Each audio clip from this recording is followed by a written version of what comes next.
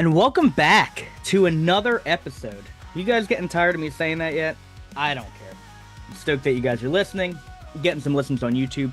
I'm your host, Ryan Curtis, comedian extraordinaire, record label owner of the best record label to ever exist, one of the best writers at New Noise Magazine, is what I keep telling myself in all three of those. Speaking of which, we got a cool episode for you today. Very funny lady. Very in deep with the music scene, the punk scene.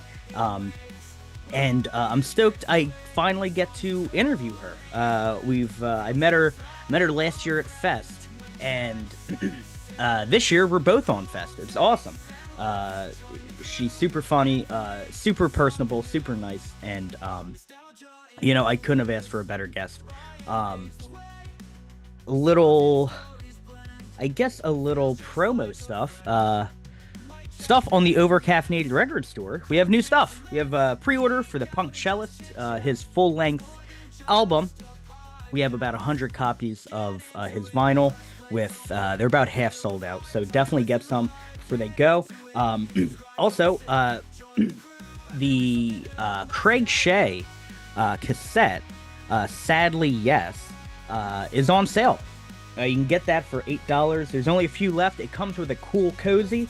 And with that, guys, let's get into it. Get into it, press play, don't quit. Feel the vibe, talk and listen live. Get into it, hit subscribe, don't sit. Join the crew, every week something new. Nostalgia. All right, and today's guest is a super funny, super cool lady. She's been doing stand-up comedy for 5 years. Today, on the date, we are recording this way beforehand, so it's July 13th. But please give it up for Katie Arrosa. Katie, how are you doing? I am great. I'm having a good day. It is warm in the Philadelphia area, so I'm coping by staying in the AC. That's perfect. So it is your 5-year anniversary of doing comedy. Are you like me where you feel shame telling people you do comedy? Or is that just strictly a So me thing? that might be a you thing. However, it is context dependent. So if I am at a work event or if I'm trying to impress people at a party, I'm like, oh yeah, I do stand up because if I make jokes, they're like giving me credit for being way funnier than I actually am. They're just like, oh, she does stand up. She must be funny. However, if I am in like an Uber, for example, and somebody says like, oh, what do you do? I never mention comedy because then the expectation with total strangers that I am not trying to impress, they're like, oh, tell me some jokes, and I'm just like, it doesn't work like that. So to answer your question, it's a little bit of, I'm hard to embarrass. My superpower is that I don't get embarrassed. I don't care. It's more like, I don't want to fucking hear it from people that like, it's not relevant. But if I'm trying to impress somebody, oh, I like lead with it. I'm like, yeah, I do stand up. So That's crazy. I try not to tell the people I work with that I do comedy, because then it's just constantly like, oh, when am I going to see you? And then these expectations build up, and I'm like, oh, I'm doing a show, and they're like, I can't make that. Then go fuck sure. yourself. Don't ask me, you know? What, what do you want to know? Like, Yeah, tell me like, your motivation before you start asking me these questions. um, so you're doing Fest for the third time this year, right? You're hosting it? For the third time, I am hosting Fest. I love it. I love it. Last year was a little bit of a shit show because a lot of comics got sick at the last minute or they just had to drop off because of travel problems or whatever. And I went from having to fill 12 minutes of stand up with, little fill-in jokes between the comics to like 75 minutes. And I was just like, I don't know what I'm going to fucking do here. I'm not George Carlin, I don't have all this material prepared, but it was a positive experience because it's how do you think on your feet and how do you adapt to something that's changing very quickly, like to the minute. But this year, I'm like, I'm fireproof. Like, bring it on. If I have to fill all the time, I can do it. So it's adversity teaches you what you're capable of, I guess. But I'm really looking forward to it this year. I think it's going to be fun. That's awesome. How is I mean, because you do a lot of punk rock shows, you know. You're Hmm. doing the 59X Records label showcase I am, and in yeah, about 3 weeks. a few weeks. It will have already happened once this comes out. So, to everyone listening who wanted to go, I'm sorry. This is on me. To everyone But listening who wanted to go, it went great, and you really fucking missed out by not going to Atlanta and catching it. Sucks to be um, you. how how do these like punk shows, or like the fest, which is punk festival, obviously, how do they differ from a regular comedy show? Because it's something I've never done, and I know you look at people like David Cross who would open up for bands, or people like that. Like how is it different from regular comedy shows? So it's different both in the way that I approach it and how the audience is. First of all, what benefits me is that expectations are much lower. I'm not competing with other comics.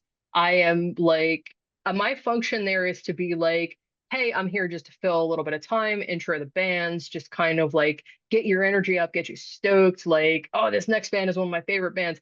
So I'm not competing with other comics, which is great. I also one of my approaches is that if there's a band that is present that I am currently like all about, like obsessed with, I'll write jokes about the band, or I'll be like, oh, that record that came out in October is my entire shit. I'm going to write jokes about the record. I'm going to write jokes about their live performances. So the material differs because I'm writing jokes about either the event that we're at or about the bands or about their records. And then it's I'm the only comic, so I can get away with like, if a joke flops, they're like, well, we're not here for comedy, like we're here to see the band. So you're just kind of like a little bonus add on. And if you are funny, uh, that's great. But and also something that I'll note is that if you write jokes about bands or about your friends or whatever, the joke doesn't even have to be that good. It's like this joke is about me. This joke is about my band. And it's not that I don't try. It's not that I have no work ethic, but if you are writing stuff about people that are in the room, they fucking love it. They love it. They eat it up. So it's like, yeah, your low expectations of me help me loosen up and have fun with it because my approach to stand up is I'm here to have fun. Like you can come with Sure. me if you want, and if you don't, I mean that doesn't affect my performance or my attitude. I am here to have a good time. I'm also here to see these bands. They're my favorite bands too. So yeah, it's totally different from a regular show where if people are comparing you to other comics, like, oh, she wasn't that funny compared to these other people. The expectations are just different, and my material is different. Wow. I think that's incredibly impressive doing. Typically, how much time do you do? Like, if let's say, uh, for the 59X records, how much time will you typically do? Compared to Fest, which is, I mean, you're hosting the entire day, right? Like, uh, Well, with Fest, it's like the hosting set up front is 6 minutes, and then in between comics, I'm doing like a minute or two, and then there's Fest comedy is like 6 hours. So from what I understand this year, I'm doing the first half. So I'm responsible for several hours, but not the entire day, which is good because my friends' bands are playing later that night on Saturday. I don't want to miss oh, them. But perfect. at 59X, we did an event in February, which was like a showcase of a bunch of bands that are on the label. And I did like 15 minutes up front, which I loved because some of my ideas are really complicated. You can't fit it all into 5 minutes. I'm an egomaniac. Like, I think my ideas are great, and the whole world needs to know. And it really allowed the stuff to breathe, and I could go into some stuff that's happening in my life. And my buddy that was there has seen me do stand up a bunch. He's like, that was the best stand up I've ever seen you do because you were able to relax and not rush. And when you have to do a tight 5 or 6, you can't really go that in depth to stuff. And I think when I was starting to learn how to write jokes, one of my mentors was like, your jokes are too smart. And that's not a compliment. Like they're too complicated, and you have to go into these ideas that are too complex, and it makes them not funny. So check yourself, make dumb it down a little bit. Interesting. Like, yeah, really, like you have to get shorter. So at Fest, I'll be disciplined and I take it really seriously about like ending on time. But at 59X Fest, oh, it's probably going to be 15 minutes just to get the people stoked, get the energy up so that they're excited for the Sure. bands. Wow. I mean that. Yeah, I don't know how you do it. I mean, hosting. So if you're hosting for 3 hours at Fest, or whatever the first half will be, yeah, I would. That's insane. Good for you. I wouldn't be able to do that shit. Thank you. It's Yeah, because I like doing it. It's not hard when you enjoy doing something, applying the effort and the for preparation, sure. stuff like that. I enjoy being the center of attention. I like and also building people up. There is a comic that was playing last year and he's up again this year named Curtis Cook. I don't know if you're familiar Oh with yeah, him. yeah, yeah. One of my favorite comics on the planet. And I was able last year, I was like, no offense to any other comics here. Curtis is my favorite comic on the premises. I'm so excited to see his stuff.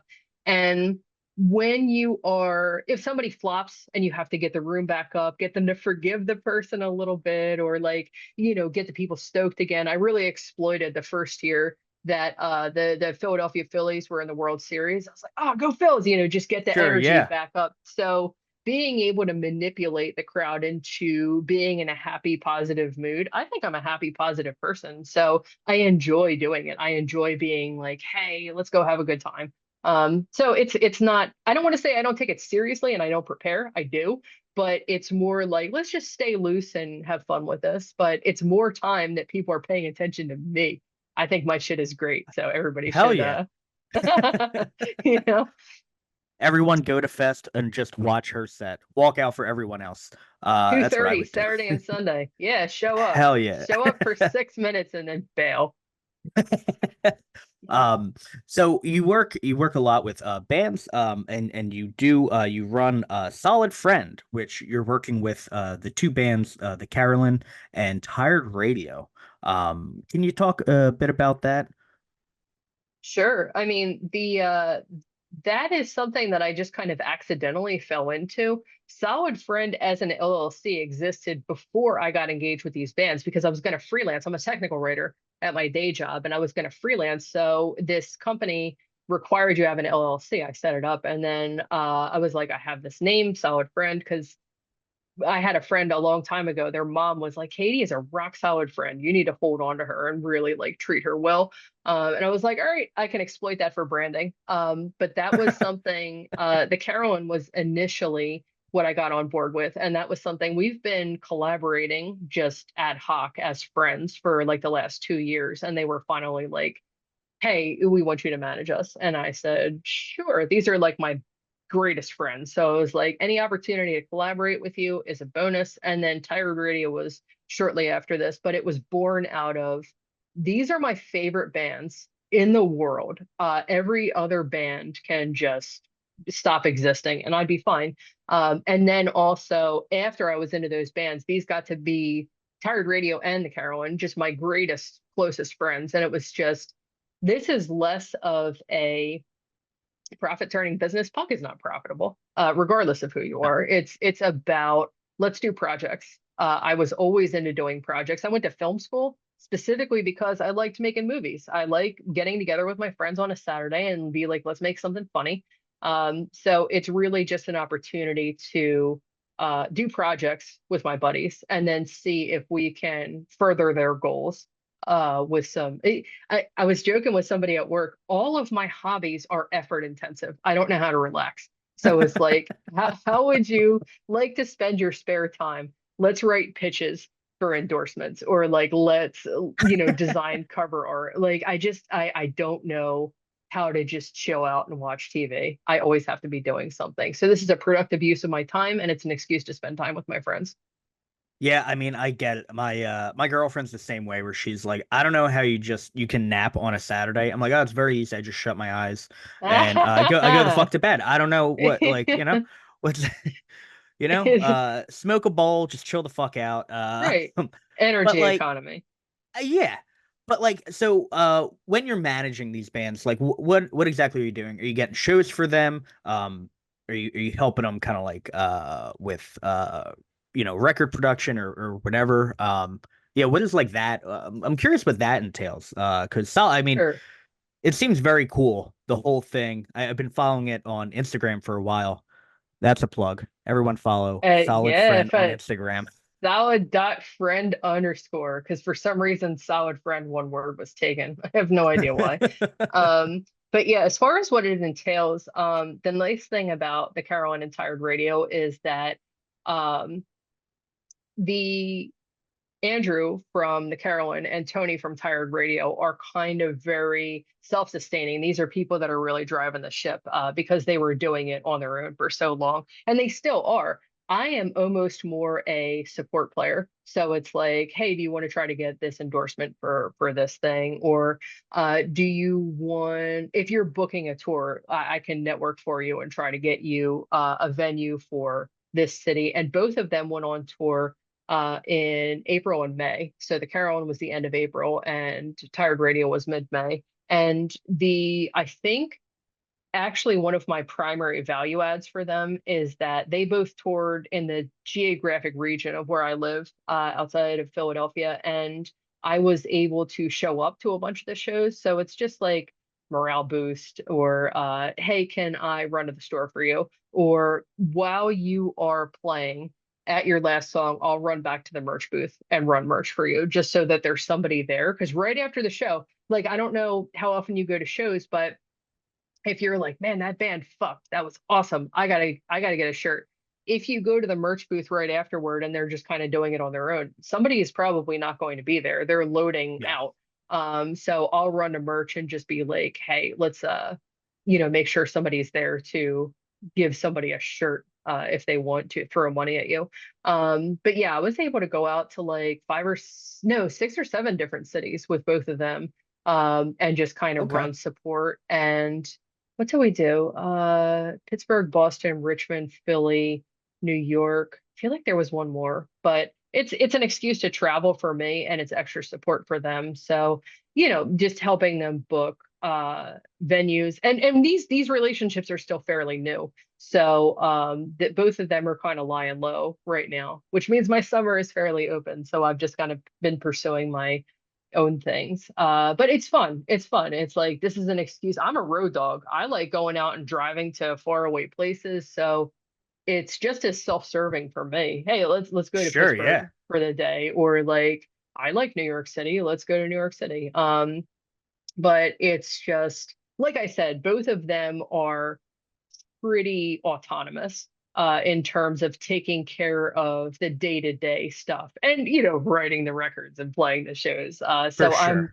I am more a stagehand as opposed to a director. It's just kind of like a Swiss Army knife. What do you need? I'll get it for you. I'll make sure you have what you need. So yeah, Okay, hopefully cool. that answers your question. Just kind A of hundred percent. back That's up. very interesting as being a like you're doing a lot more than like I thought it was like, oh, like she's getting them shows and you're like, I am in the trenches with these motherfuckers. Like Oh, and we do like cover art like for their singles or for their records, and we do a little bit of everything. Like it's God just, do damn. you need help with something? It's fun. I mean, I'm kind of an artsy person, so I'm like, yeah, if you need cover art, let's see what we can do. I'll spin something up, I'll send it to you. We'll just kind of send it back and forth and see what we can do, make something cool. So, yeah. And one of the benefits for me is that not just these bands that I mentioned, but other bands, they're like, they trust me. They trust me. They send me demos, which do you know what a reward that is for a fan of these bands? They're like, I won't name any names about who else sends me demos, but it's like, that's awesome. As a punk rock fan, just your favorite band just sends you a new song. That's fucking Oh rad. yeah. It's amazing. So this is punk rock is all I care about. This my primary like autistic special interest. This is all I care about. So to have that access to these people as friends, to be able to help them further what they want to do, and then they send you songs. Oh my God. That's awesome. That's awesome. Oh, I get it. I mean, I am working with Ian, the punk cellist. I don't know if you know him, but working Oh with him yeah. on on his new record, which is awesome. It's very rewarding. And then him being like, I think I got the cover art. Oh, I think I got, oh, here's the song I'm working on, and you're just like, fuck, dude, this is fucking awesome. Yeah, Um, hell yeah. Which I mean, I guess this is a good thing to get into. So you picked a few albums that got you into comedy, but also you picked one. I'm glad you picked it. One of the albums you picked was NoFX, So Long, and Thanks for All the Shoes. Which awesome album. That opening track, I Keep Punk Rock Elite, or what the fuck's it called? It's my job to keep punk rock elite. There Yes. you go. Yeah. Um, so you said you're very punk rock oriented, and honestly, your foray into being funny in an authentically counterculture way was the NoFX album. Uh, It was. can you cite any, I guess, song or lyric or maybe just like the theme of the album? Because they're pretty politically charged, and definitely very tongue in cheek when it comes to a lot of their songs. What was it for you on that album where you were like, oh, I can be fucking funny, you know? Sure. Well, I was really new to punk rock when I was a late bloomer. I heard that album when I was like 17, and I was always a music person. But when I had a boyfriend that got me into NoFX and Bad Religion, and we used to drive around in his like shitty Grand Prix, his falling apart car, just like listening to this stuff on the tape deck. And this record, when I first heard it, I was like, I've never heard anything like this. First of all, it's so fast. This is so much faster than every other kind of music that I've ever listened to. This is exciting. It's exhilarating. It really, I'm into this. But that's that record is so colorful because there's these little manifestos about like, hey, punk is not the same as it used to be. It's not speaking to me. How it like this kind of middle-aged, this is All Out of Angst is one of the songs where he's just like, I'm kind of over this. Like, this is boring to me. And I don't have the same fire of going out and trying to change the world, which, of course, when you're 17, like that doesn't mean anything to you. You're like, yeah, fuck the system. I'm going to burn it all down. But Sure. um, because there are other facets to it where, murder the government is like, kill everything that is a problem in this country. And I agree with all the things that he was arguing are, a problem, like the 100%. NRA and Congress and all this stuff. And I'm just like, I've never heard anything this political. But then there's stuff that's just little silly stuff like Monosyllabic Girl. It's just, what if I had a girlfriend that all she spoke were like short words? Or it's and the lyrics are funny and clever, and there's sometimes where at the end of a line he doesn't have quite enough syllables, so he'll start the next line and then stop. Like it's hard to describe what I'm talking about, but I have it written down because I actually prepared for this. um I'm not going to be able to find it, but like the last line of a the last word of a line will be like the. He's starting the next thing, and I'm like, oh, there's no rules here. He's doing what he wants. And something that I could talk about this record all day. It legitimately changed my entire life. But something that really spoke to me is that I like the sound of his voice, and I like that he's easy to understand, because a lot of punk that I had heard up to that point is just screaming and like you need a lyric sheet in front of you to understand like what the messaging Oh, is. sure, yeah. He enunciates, he's super easy to understand, and the lyrics are really literal, which I found out recently as of January that I am autistic, and poetry doesn't always translate to me. It's too abstract. Something about NoFX's lyrics are that they are literal. They are almost complete sentences. The messaging is super, super clear. You always know exactly what he's trying to say. And it's kind of like a diary entry as opposed to a poem that you can interpret in a lot of different ways. It's like, no, there's no interpretation here. This song is about George Bush. This song is about uh something that I feel about the government. This is a personal beef that I have with like Kathleen Hanna, like in Kill Rock Stars. This is very Sure. specifically about her. There is no couching of any metaphors or language. I have a fucking problem with her.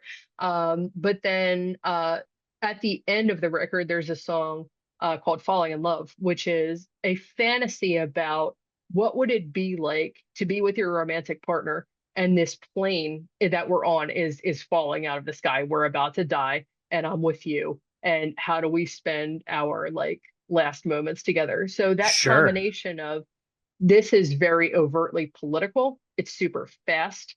It is full sentences that cannot be interpreted another way. It's easy to understand. There's a song about court in session where he's like, I stopped drinking, and the biggest problem I have is that I'm bored. I'm fucking bored all the time. This is bullshit. I should go back to drinking. Or there's another song called All His Suits Are Torn, which my buddy Andrew covers when he does solo acoustic sets. And it's a beautiful song, but it's about a guy who clearly is down on his luck. He's homeless. He is an alcoholic. And it's reading between the lines, it's like, oh, if Fat Mike is writing about this guy, clearly there's something about that that bothers him or touches him. Like it moves him emotionally to write a song about it. I'm like, this is a good person. He's looking out for people that are in a worse off situation than him. So clearly this is something that I gave quite a bit of thought. But there's a Sure. lot of goofy shit in it.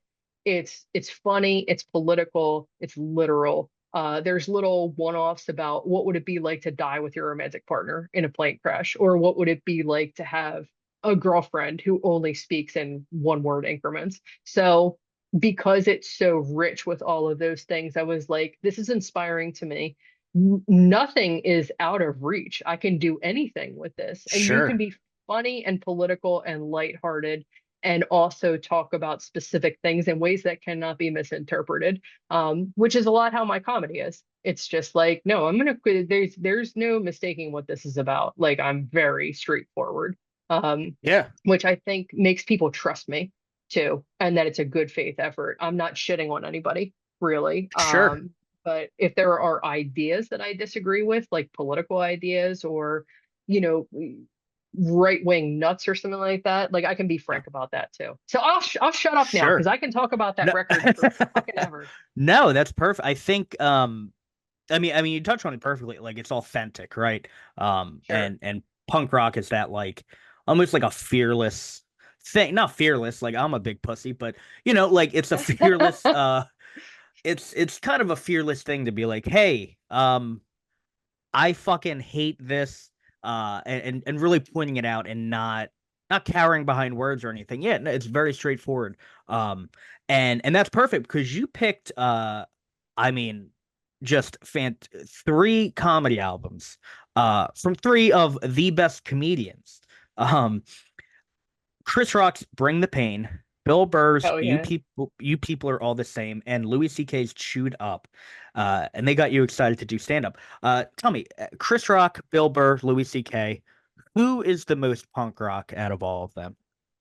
Oh God, what a good question. Give me a second to think about that. I would say all three of them are punk rock in their own way because they are very straightforward. They can be critical of things that they think are stupid and should not exist or should exist in a different way. Comedy is punk rock, right? Like you're putting yourself out there, you're Sure. putting your ideas out there, and you're telling the truth in a surprising way, which is what I think comedy is. It's just kind of like, oh, I think that too. You're making a very convincing case. However, I would say almost Bill Burr is the most punk rock, and it's I would agree. because he is kind of he can be kind of abrasive, but he has ideas where you're like, you're absolutely right. He has described himself as I'm not conservative, I'm not left wing. I think both sides are stupid. I am calling out stupidity and behavior that I think is ridiculous. And I think that's pretty punk rock to not choose a side and be like, well, I'm dogmatic about, blue no matter who, or like I'm voting for Trump, whether he's a convicted felon or not. It's saying like, no, I think both of these are stupid in their own ways, and I pick and choose what I believe in, but it's based in logic that makes sense to me. And I think that kind of being brave enough to put out there that stuff. And he talks about, he's in an interracial relationship, and he's like, I don't shy away about the differences that I have from my wife. I'm going to talk Sure. about it in a very frank way. And he talks about, he's very critical again of things that he thinks are stupid, which I think is a core tenet of punk rock. But that is also true of Louis C.K. and Chris Rock. They're just a little bit 100%. more um I don't want to say they're diplomatic about it, but Bill Burr is a little angrier than they are, and his delivery is much Oh more yeah. passionate. So it's also a style thing, right? Where he's very, very like passionate in your face about it. Whereas Chris Rock is very charismatic and he paces around the stage and he's very like compelling. You're keeping an eye on him. Like this guy's a threat. I gotta like watch Oh him, make sure yeah. he doesn't jump at me or something. Like because he's so dynamic on stage. But yeah, I would say Bill Burr, probably because he's the angriest and the loudest. But something that I noticed, I didn't notice this. I am cribbing off of somebody, I think probably on Twitter, that was like, if you watch Bill Burr, his character arc over the course of his specials, if you watch them in chronological order, you're slowly watching someone evolve as a person and get more mature and functional because he has a good marriage and he grows up and he Yeah. tries to improve himself. And I think also Punk at its best is about how do you create progress so that things aren't shitty forever, whether it's you're criticizing the government, you're talking about like, I'm 21 years old and I'm a loser. You know, how do you evolve as a person? So yeah, I am going to definitively say Bill Burr is the most punk rock. Yes. Fucking I love it. convinced myself. I made an argument that was so good that now I am passionate about that opinion. Man, egotistical. Katie, That's right. Katie, anything you want to plug? I know you got I know you got stuff to plug. What do you want to plug?